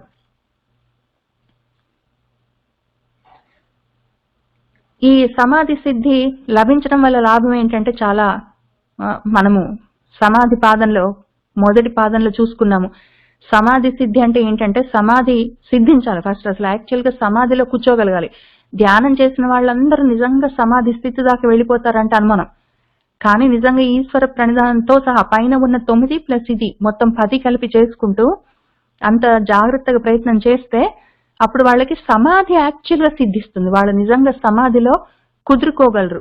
వాళ్ళు అసలు సమాధి రావడం, వచ్చిందని తెలియడం, అందులో నుంచి జారిపోకుండా ఉండడం, అందులో స్థిరంగా ఉంచుకుని ఉండగలగడం, ఇవన్నీ చేయగలగాలని ఇంతకుముందు చెప్పుకున్నాం. మనకి ఇవి మనకున్న అడ్డంకులు, అంతరాయాలని చెప్పుకున్నాం కదా. ఏదో నిద్ర మొదలైనవి, వ్యాధి మొదలైనవి మనకున్న చాలా అంతరాయాలు ఉంటాయి, ఇంటరప్షన్స్ ఉంటాయి. అందులో అసలు సమాధి స్థితి కుదురుకోకపోవడమే పెద్ద ప్రాబ్లం మనకని చెప్పుకున్నాము. అటువంటివన్నీ ఉండవు. ఈశ్వర ప్రణిధానాన్ని ప్రాక్టీస్ చేస్తే ఆ సమాధి సిద్ధిస్తుంది. యాక్చువల్ గా సమాధి స్థితికి వెళ్ళొచ్చు. సమాధి స్థితికి వెళ్ళినాక ఏం చేస్తామంటే సమాధి నువ్వు దేని గురించి ఫోకస్ చేసి ధ్యానం చేసుకుంటున్నావో, సమాధి స్థితి దాకా వెళ్ళావో ఆ దేవతని నువ్వు సాధించవచ్చు. యాక్చువల్ గా సిద్ధిస్తుంది. అప్పుడు నీకు ఆ సమాధి స్థితి లభించడమే కాదు, ఆ లభించిన సమాధి స్థితిలో నువ్వు ఊంచుకొని కూర్చోవడమే కాదు, ఆ సమాధి స్థితిలో నువ్వు దేని గురించి ధ్యానం చేస్తున్నావో అది నీకు లభిస్తుంది, సిద్ధిస్తుంది, ఆ సాధన ఫలిస్తుంది అని చెప్తున్నారు. అది సిద్ధి దీనికి అని. సమాధి సిద్ధి ఈశ్వర ప్రణిధానాత్ అని చెప్పారు. ఇంక ఈ 10 అయిపోయిన తర్వాత, ఈ యమ నియమాలు అయిపోయిన తర్వాత నెక్స్ట్ ఆసనం దగ్గర నుంచి ఆయన మొదలు పెడుతున్నారు.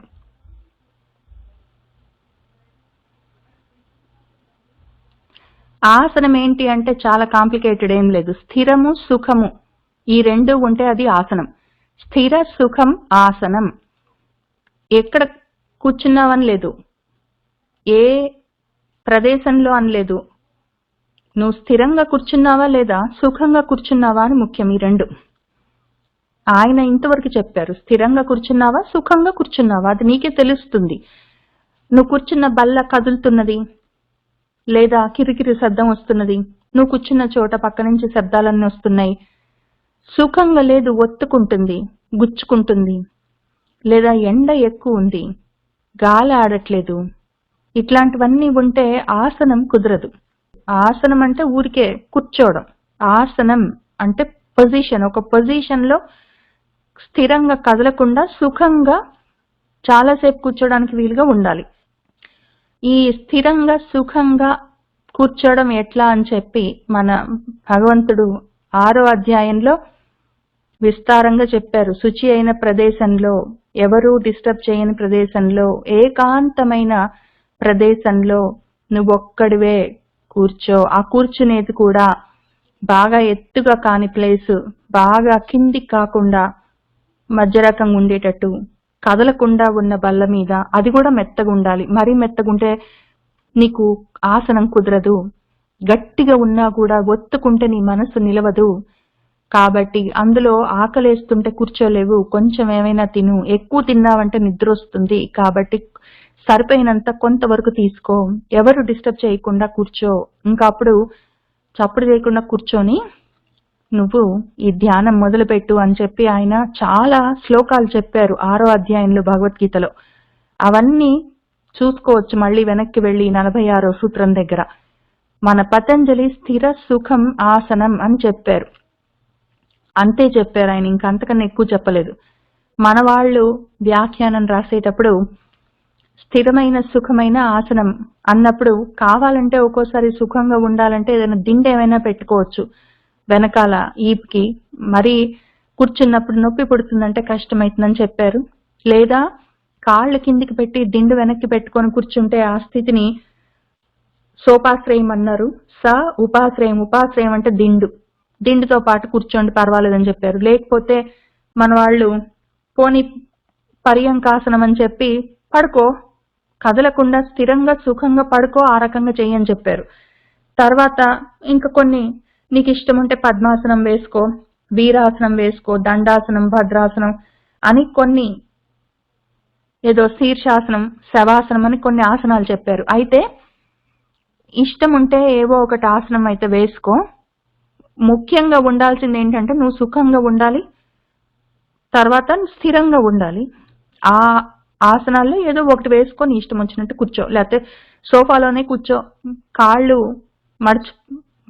మడిచి కూర్చో, లేదా కాళ్ళు కిందికి పెట్టుకొని కూర్చో, ఏదో ఒకటి చేయని చెప్పారు. అయితే చెయ్యకుండా ఉండాల్సింది ఏంటి?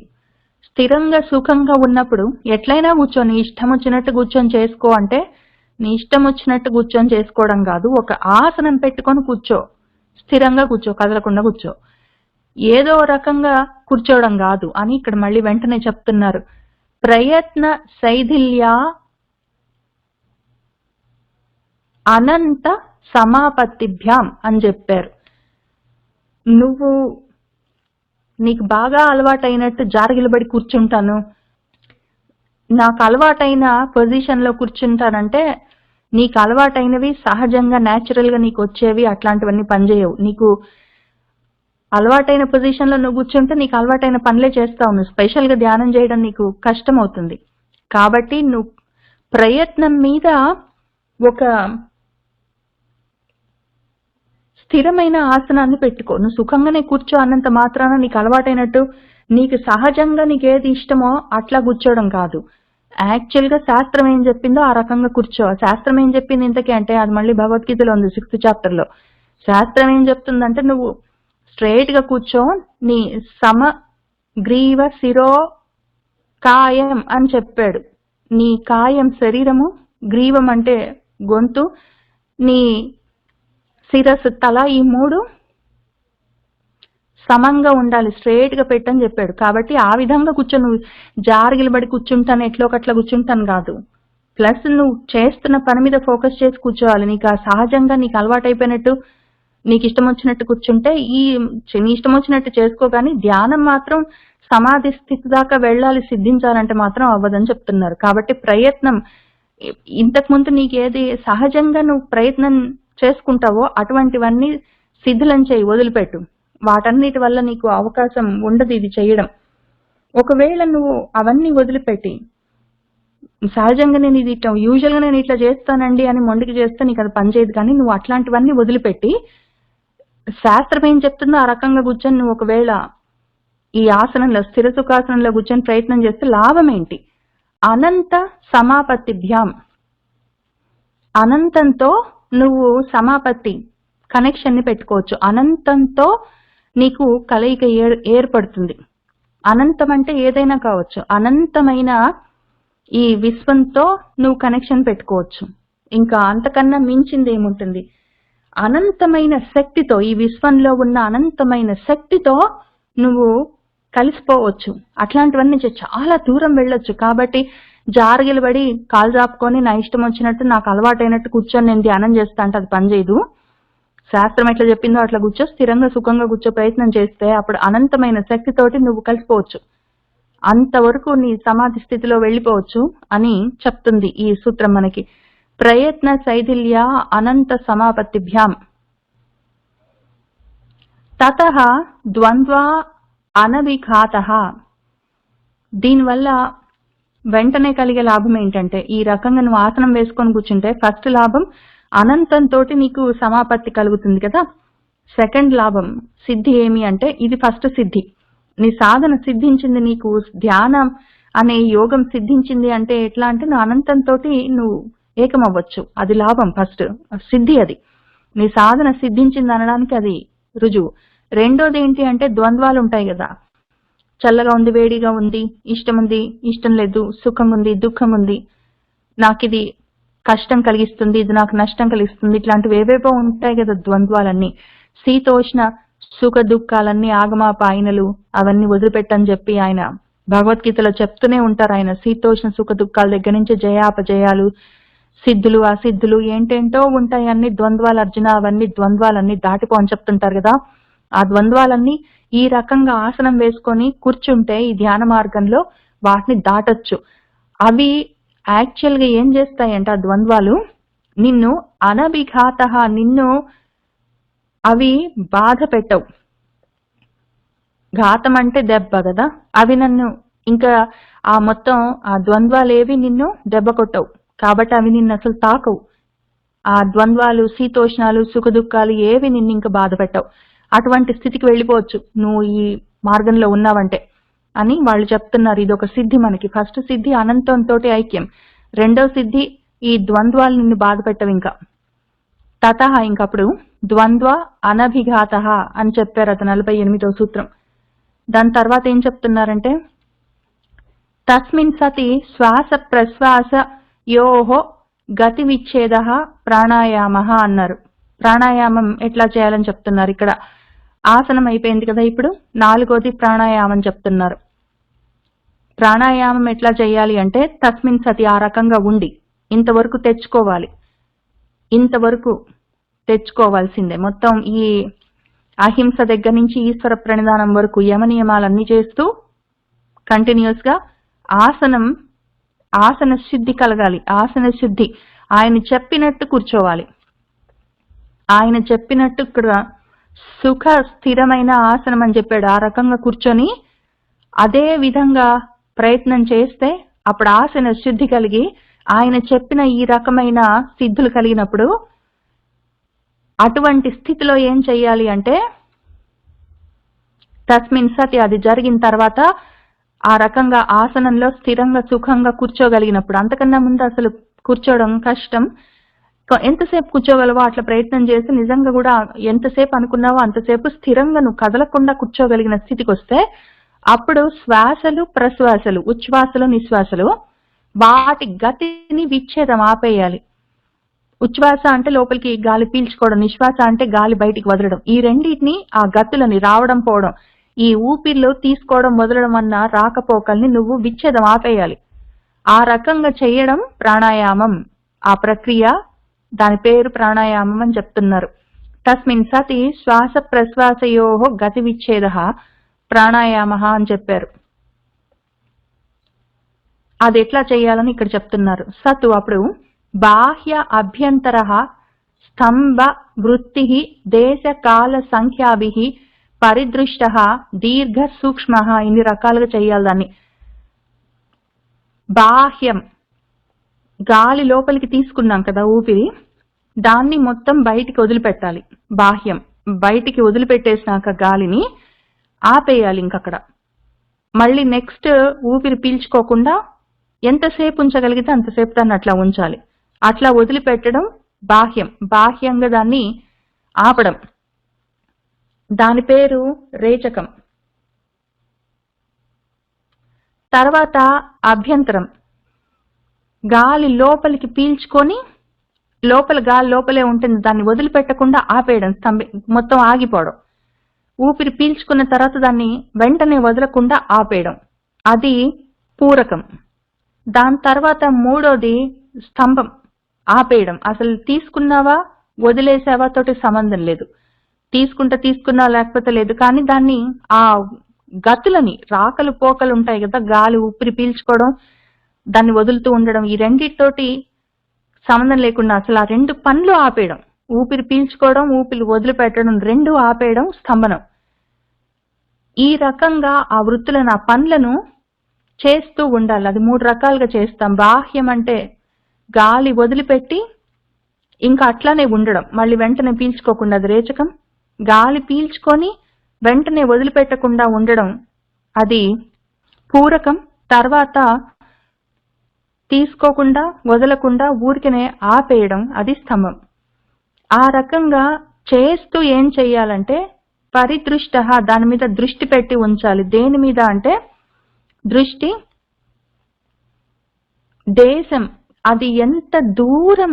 ఇప్పుడు గాలి పీల్చుకుంటున్నప్పుడు లంగ్స్ లో ఎంత దూరము గాలి వెళ్తుంది అని మనసులో దాని మీద ఆలోచన పెట్టి ఉంచాలి. మొత్తం ఫోకస్ అంతా గాలి పీల్చినప్పుడు ఆ గాలి ఎంత లోపలికి వెళ్ళింది అన్న దాని మీద మనసు పెట్టి ఉంచాలి.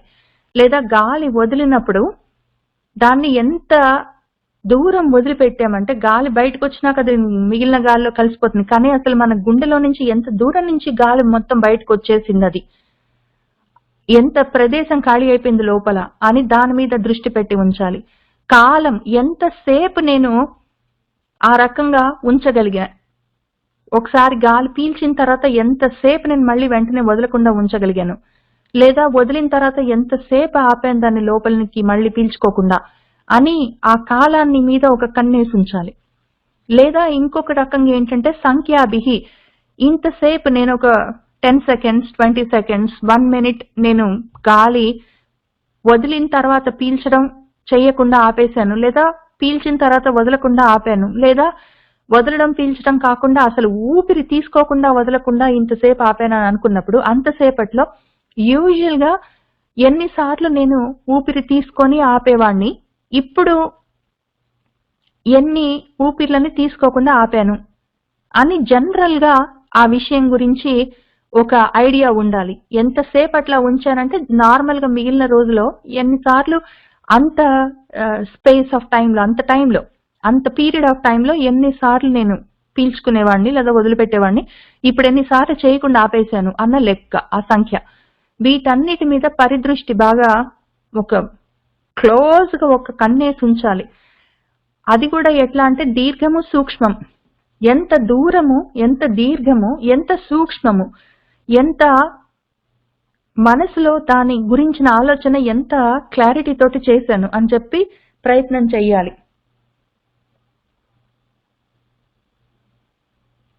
దీనివల్ల ఏంటి లాభము అంటే చాలా పెద్ద లాభం ఉంది. యాక్చువల్ గా దీనివల్లే ఇదే మన ప్రాణాయామం. ప్రాణము, ఆయామం అంటే ఆపేయడం, ప్రాణం మనం దాన్ని ఎంత దూరమైనా ఆపొచ్చు. మామూలుగా అయితే నాకు ఒక 100 సంవత్సరాలు బ్రతికుండాలని రాసుంటే 90 ఏళ్ళు 80 ఏళ్ళు 70 ఏళ్ళు 60 ఏళ్ళు ఎన్ని రోజులు ఉంటానో చెప్పలేను. 60-70 ఏళ్ళకు కూడా వెళ్ళిపోవచ్చు, 80 ఏళ్ళకు వెళ్ళిపోవచ్చు. నిజంగా కంప్లీట్ గా శరీరం ఉండవలసిన అన్ని రోజులు దాన్ని ఉంచుతున్నామా, ఫర్ వాట్ ఎవర్ రీజన్ చాలా పొల్యూషన్స్ వల్ల తొందరగా పడిపోతుంది. కానీ ఒకవేళ ఈ రకంగా ప్రాణాయామం మాత్రం ప్రాక్టీస్ చేస్తే ఈయన చెప్తున్నట్టు ప్రాణాయామం ప్రాక్టీస్ చేస్తే యాక్చువల్ గా ఆ ప్రాణాన్ని నిలబెట్టొచ్చు. కావాలంటే 100 ఏళ్ళు 200 300 400 సంవత్సరాలు కూడా దాన్ని ప్రాణం పోకుండా ఆపేయొచ్చు. లాంజెవిటీ ఉంటుంది, అప్పుడు ఎన్నాళ్ళైనా బ్రతికుండొచ్చు. అది లాభం. దీనివల్ల అసలు వచ్చే ముఖ్యమైన సిద్ధి, ప్రాణాయామం వల్ల వచ్చే సిద్ధి ఏంటంటే ప్రాణం ఆ రకంగా నిలబడి ఉంటుంది పోకుండా. దానికోసం ఇవి స్టెప్స్. బాహ్యము, పీల్చుకున్న గాలి వదిలిపెట్టి ఇంకా మళ్ళీ వెంటనే తీసుకోకుండా ఉంచడం. అభ్యంతరం, లోపలికి తీసుకున్నాక వెంటనే వదలకుండా ఉంచడం. స్తంభం, తీసుకోవడం వదలడం అట్లాంటి పనులను ఆపేయడం. ఇవన్నీ చేస్తూ ఎంతసేపు ఉంచగలుగుతున్నాను, అసలు నార్మల్ గా అయితే ఈ టైంలో ఎన్నిసార్లు నేను ఊపిరి పీల్చుకొని వదిలేదాన్ని, ఎంత దూరం ఎంత ప్రదేశం ఈ రకంగా నేను చేయగలుగుతున్నాను లోపల బయట అని వాటన్నిటి మీద మనసు పెట్టి ఉంచాలి. బాహ్య అభ్యంతర స్తంభ వృత్తి దేశ కాల సంఖ్యాభి పరిదృష్ట దీర్ఘ సూక్ష్మ. దానివల్ల ఏం జరుగుతుంది అంటే ఇంకా ఏముంది దానికి అంటే బాహ్య అభ్యంతర విషయాక్షేపి చతుర్ధ. ఈ మూడే కాదు, బాహ్యము రేచకము, అభ్యంతరము పూరణము, స్తంభం అంటే కుంభకం అని 3 పేర్లు ఉన్నాయి కదా. ఈ మూడే కాకుండా 4వది చతుర్ధ అని ఇంకా 4వది కూడా చెయ్యాలి. ఇదేంటి అంటే బాహ్య అభ్యంతర విషయాక్షేపి. ఇవి చేస్తున్నప్పుడు ఇనీషియల్లీ మనము రేచకము కుంభకము పూరకము చేస్తున్నప్పుడు ఎంతసేపు చేస్తున్నాము, ఎంత కాలం అట్లా ఆగగలిగాము, తర్వాత ఎంత దూరం చేయగలిగాము అని వాటి గురించి ఆలోచనతో చేస్తాము. నా ఊపిర్ల మీద నేను మనసు పెట్టుకొని చేయడం అంటే ఇదే. ఆ రకంగా మనసు ఊపిర్ల మీద పెట్టుకొని చేసిన తర్వాత అది చేయగా ప్రాక్టీస్ అయిన తర్వాత చివరికి ఎక్కడికి వెళ్ళాలంటే ఆ ఫోర్త్ స్టేజ్కి వెళ్ళినప్పుడు, ఫోర్త్ లెవెల్లో అసలు బాహ్యం లేదా అభ్యంతరం లేదు. ఎంతసేపు నేను ఊపిరి పీలుస్తున్నాను, ఎంతసేపు వదిలిపెడుతున్నాను, ఎంత దూరం అట్లా చేస్తున్నాను, ఎంత కాలం అట్లా ఉండగలుగుతున్నాను, వీటి మీద దేని మీద ఇంకా మనసు ఉండకూడదు. ఇంకప్పుడు మొత్తం ఆ విషయాలన్నిటి మీద ఆక్షేపణ, ఇంకా వాటి మీద ఇంకా అసలు మనసు ఉండడానికి వీల్లేదు ఇంకప్పుడు. ఎందుకంటే అసలు ఒరిజినల్ గా నీకు ఉండాల్సింది మనసు ఆ ధ్యేయ వస్తువు ఏదుందో దాని మీద మనసు పెట్టాలి. ఎంతసేపు పెడతావు, ఈ ఊపిరి ఎంతసేపు పీల్చుకున్నావు, ఎంతసేపు ఆపేవని ఊపిర్ల మీద ఎంతసేపు పెడతావు, అది ఊపిర్లని నువ్వు ఫోకస్ చేయడం కాదు కదా ఫైనల్ ధ్యేయ వస్తువు. నీ అల్టిమేట్ టార్గెట్ ఊపిరి కాదు కదా. ఇనీషియల్ గా ఫోకస్ కోసం అది పని చేస్తుంది, హెల్ప్ చేస్తుంది ఇనీషియల్ గా ఫోకస్ చేయడానికి. కాబట్టి ఫస్ట్, సెకండ్, థర్డ్ స్టేజెస్ దాటిన దాకా ఆ ప్రయత్నం చెయ్యి. తర్వాత ఫోర్త్ స్టెప్ కి వెళ్ళవలసిందే. ఆ సమయంలో ఇంకా ఎంతసేపు నేను చూస్తున్నాను, ఎంతసేపు నేను ఈ గాలి పీల్చుకుంటున్నాను, ఆ రకంగా చేయవలసే వస్తుంది. తప్పనిసరిగా ఈ ఫోర్త్ స్టెప్ కి వెళ్ళవలసే వస్తుంది. ఆ బాహ్యం లేదు, అభ్యంతరం లేదు, స్తంభం లేదు, ఇంకా దాని మీద ఫోకస్ లేదు. ఇంకా ఆ ఫోకస్ దాటాలి. ఎప్పుడు అక్కడే ఉంటే ఇంకా అక్కడే ఉంటాం, ఎందుకంటే అది మన ధ్యేయ వస్తువు కాదు. అప్పుడు ఎందుకు ఇదంతా చెయ్యాలి అంటే, ఇది చేయడం వల్ల లాభం ఏంటి అంటే తతః అప్పుడు క్షీయతే ప్రకాశ ఆవరణం. దీనివల్ల మన ఆవరణము క్షీణించిపోతుంది. మనకు 2 ప్రాబ్లమ్స్ ఉంటాయి. ఒకటి ఆవరణ, ఒకటి విక్షేపం అని 2 ప్రాబ్లమ్స్ ఉంటాయి. ఆవరణ ప్రాబ్లం ఏంటంటే తమోగుణ లక్షణం. అది కప్పేస్తుంది మన మనసుని. మాయలాగా, పొరలాగా అని చెప్తాం మనము, ఆవరణలాగా అది కప్పేస్తుంది. దానివల్ల ఏమైతుందంటే ఆ లోపల ఉన్న ప్రకాశము, ఆ సత్వం అనే ప్రకాశము బయటికి కనపడదు. ఇంకా అది మొత్తం కప్పబడి ఉంటుంది. కాబట్టి అసలు సత్వగుణం లేకుండా మనం ఉండము. లోపల మనకు సత్వగుణం ఉంటుంది, కానీ అది ఆ లోపలున్న జ్ఞానం గాని, ఆ సత్వగుణం గాని, సత్వగుణం ఉంటేనే జ్ఞానం కదా ప్రకాశిస్తుంది. అవి ప్రకాశించకుండా ఈ ఆవరణ, ఈ పైన ఉన్న పొర ఆపేస్తుంది. అదొక పెద్ద ప్రాబ్లం అవుతుంది మనకు. దానివల్ల అది ముఖ్యంగా తమో గుణంలో నుంచి బయటపడాలంటే ఈ ఆవరణలో నుంచి బయటపడాలి. మాయ అంటాం మనము, మాయలో నుంచి బయటపడాలి, మోహంలో నుంచి బయటపడాలి. తమో గుణంలో నుంచి బయటపడాలంటే దానికి ఇంక వేరే దారి లేదు. ఇదే మార్గం. ఈ రకంగా చేస్తే అటువంటి స్థితికి వెళ్ళొచ్చు. అందుకని అది చెయ్యాలని ఆయన చెప్తున్నారు. తతః అప్పుడు ఏమవుతుందంటే, నేను చెప్పినట్టు ఈ ఆసనం వేసుకొని కూర్చొని అందులో ప్రాణాయామం ప్రాక్టీస్ చేస్తే ఆ ఫోర్త్ స్టేజ్ దాకా వెళ్ళగలిగితే ఆవరణ క్షయమైపోతుంది, ఆవరణ పోతుంది. దాన్ని అప్పుడు ఏమంటామంటే మనము శుద్ధి, సత్వశుద్ధి కలుగుతుంది. ఆవరణ భంగం అయితే, ఆవరణ క్షయమైపోతే ఆవరణ భంగంతో కలిగే లాభము సత్వశుద్ధి. అప్పుడు మనలో ఉన్న సత్వము ప్రకాశిస్తుంది, ఆ జ్ఞాన జ్యోతులు వెలుగుతాయి. అవన్నీ చెప్తాను చూడు, అవన్నీ అప్పుడు జరుగుతాయి. కాబట్టి తప్పనిసరిగా చేయాలని చెప్తున్నారు. తతః క్షీయతే ప్రకాశ ఆవరణం అన్నారు.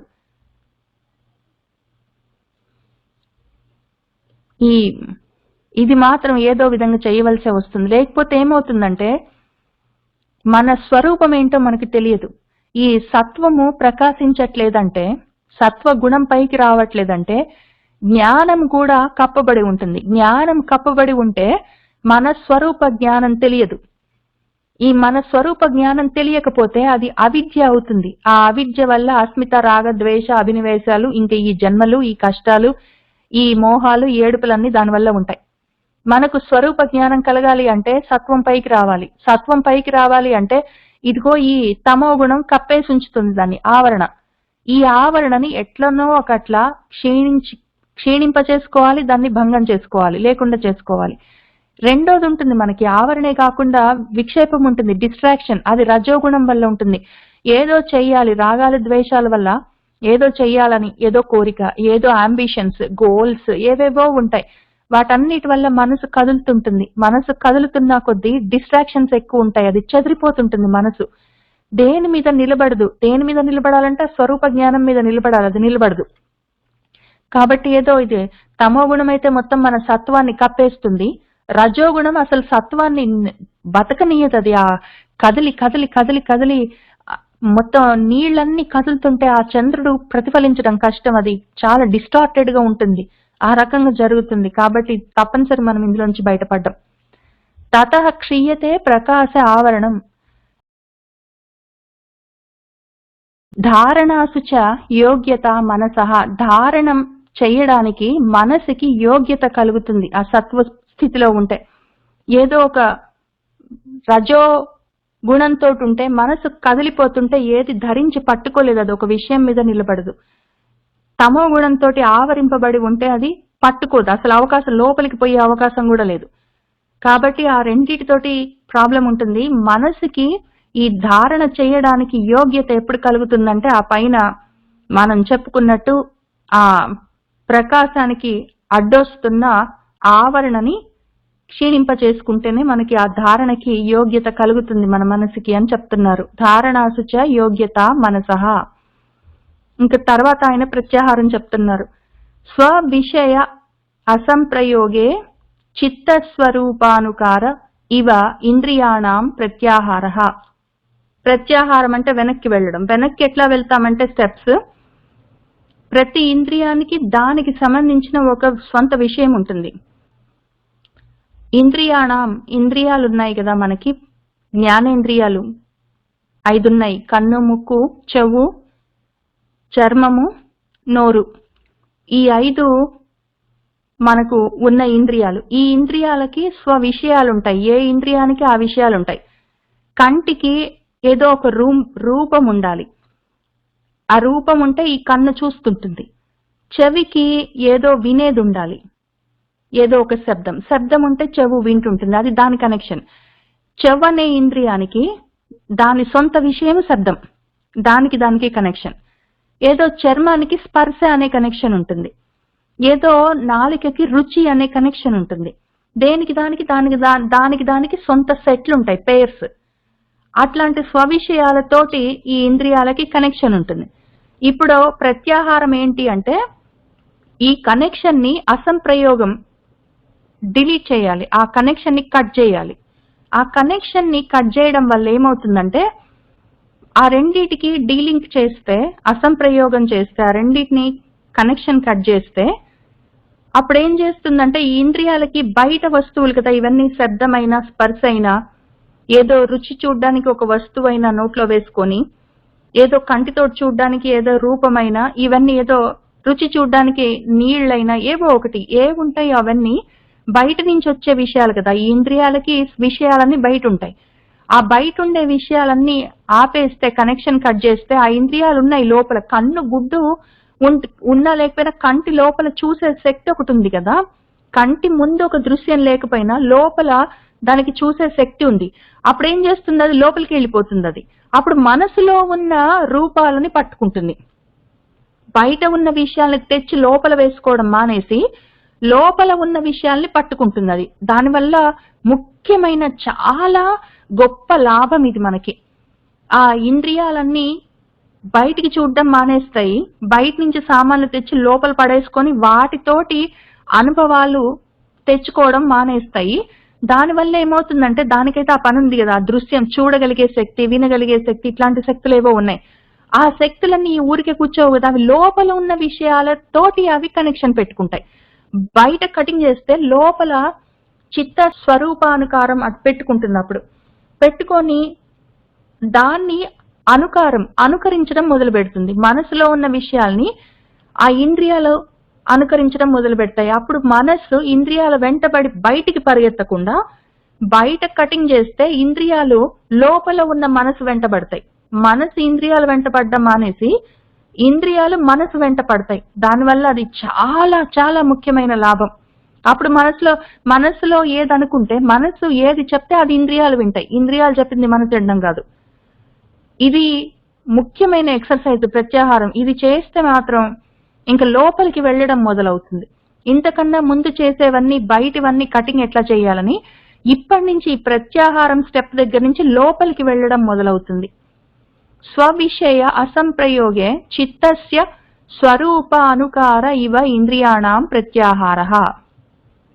ఇంకప్పుడు ఏమవుతుందంటే తతః పరమావశ్యత ఇంద్రియాణం. తతః ఇంకప్పుడు ఫైనల్ గా లాభం ఏంటి అంటే ఇంద్రియాణం, ఈ ఇంద్రియాలన్నీ ఉన్నాయి కదా, ఇంద్రియాలంటే కన్ను ముక్కు చెవులు అవే కాదు, కన్ను ముక్కు చెవి నాలుక చర్మము ఈ 5 జ్ఞానేంద్రియాలు. తర్వాత మన కర్మేంద్రియాలు కూడా 5 ఉన్నాయి, కాళ్ళు చేతులు అట్లాంటివి. వాటితో పాటు శరీరము, వీటితో పాటు నా మనసు, దాంతో పాటు నా ప్రాణాలు, ఇవన్నీ మొత్తము పరమ వశ్యంలోకి వచ్చేస్తాయి, మొత్తం నాకు వశమైపోతాయి. అప్పుడు నా ఇంద్రియాలు నా వశంలో ఉంటాయి, నా మనస్సు నా వశంలో ఉంటుంది, నా ప్రాణాలు నా వశంలో ఉంటాయి. ఉత్తవశం కాదు, పరమ వశంలో ఉంటాయి అవి. నేను ఎట్లా చెప్తే అట్లా వింటాయి, నా వశంలో ఉండి. ఇంతవరకు ఏమైందంటే వాటి వశంలో నేను ఉన్నాను. నా మనసు చెప్పినట్టు నేను చేస్తాను, నా ఇంద్రియాలు చెప్పినట్టు నేను చేస్తాను, నా కన్ను అడిగిందంతా చూస్తాను, ఏంటో చేస్తుంటాను. ఇప్పుడు ఏమవుతుందంటే నా ప్రాణాలు, నా మనస్సు, నా ఇంద్రియాలు అన్నీ నాకు పరమ వశమై ఉంటాయి. ఆ స్థితికి వెళ్తే ఇంకా అసలు దాన్ని మించింది లేదు. తతః పరమ వశ్యత ఇంద్రియాణం. ముందు పాపం ఆయన చాలా స్టెప్ వైజ్ గా చెప్పాడు. ముందు ప్రాణాలని ప్రాణాయామంతో ప్రాణాలని కంట్రోల్ చేయమని చెప్పాడు. ప్రాణాల మీద ఆధారపడి మనస్సు ఉంటుంది. ఎందుకంటే బయట ఊపిర్లని ఆధారం చేసుకొని మన లోపల ప్రాణాలు పని చేస్తుంటాయి. స్థూల శరీరంలో ఉన్న ఊపిర్లని ఆధారం చేసుకొని సూక్ష్మ శరీరంలో ఉన్న ప్రాణాలు కదులుతుంటాయి. ఆ సూక్ష్మ శరీరంలోని ప్రాణాలని ఆధారం చేసుకుని మనసు నడుస్తుంటుంది. ఈ మనసుని ఆధారం చేసుకుని ఇంద్రియాలు పనిచేస్తుంటాయి. ఇప్పుడు ఈయన ఏం చెప్తున్నాడంటే ముందు ప్రాణాయామంతో ఊపిర్లని, బయట స్థూల శరీరంలోని ఊపిర్లని కంట్రోల్ చేయండి అని చెప్తున్నాడు, నియంత్రణ. అప్పుడేమవుతుందంటే ఆ ఊపిర్లని నియంత్రిస్తే లోపల ఉన్న ప్రాణాలని నియంత్రించవచ్చు. ప్రాణాలని నియంత్రిస్తే వాటి మీద ఆధారపడి కదులుతున్న మనసుని నియంత్రించవచ్చు. మనసుని నియంత్రిస్తే ఇంద్రియాలు కంట్రోల్లోకి వస్తాయి. మొత్తం సెట్, ఈ ఇంద్రియాణం సెట్ అంతా ఇంతే కదా. ఇంద్రియాలు, మనసులో ఉన్న ఆలోచనలు, ప్రాణాలు, ఊపిర్లు ఇవన్నీ కంట్రోల్లోకి వస్తాయి. అవి పరమ వశంలోకి వస్తాయి. ఇంకా అప్పుడు నువ్వు ఏదంటే అది జరుగుతుంది అని ఆయన చెప్తున్నారు. అని ఇంత స్టెప్ వైజ్ ప్రణాళిక వేసి ఆయన మనతోటి చేయిస్తున్నారు. తతః పరమ వశ్యత ఇంద్రియాణం ఇది పాతంజల యోగ దర్శనే సాధన పాద నామ ద్వితీయ పాద. ఇందులో పాతంజలం అని ఎందుకంటున్నామంటే పతంజలికి సంబంధించింది, పతంజలి యొక్క అనర్థం, పతంజలిది పాతంజలం కాబట్టి అని వాళ్ళకి ఇక్కడికి ఆపుకుందాము. మళ్ళీ మనము వచ్చే వారము 3వ పాదం విభూతి పాదంలో ఆయన ఇంకా ఏం చెప్తున్నారో చూసుకుంటూ ముందుకు వెళ్దాం. సర్వం శ్రీకృష్ణ పరబ్రహ్మ పాదారవిందార్పణమస్తు.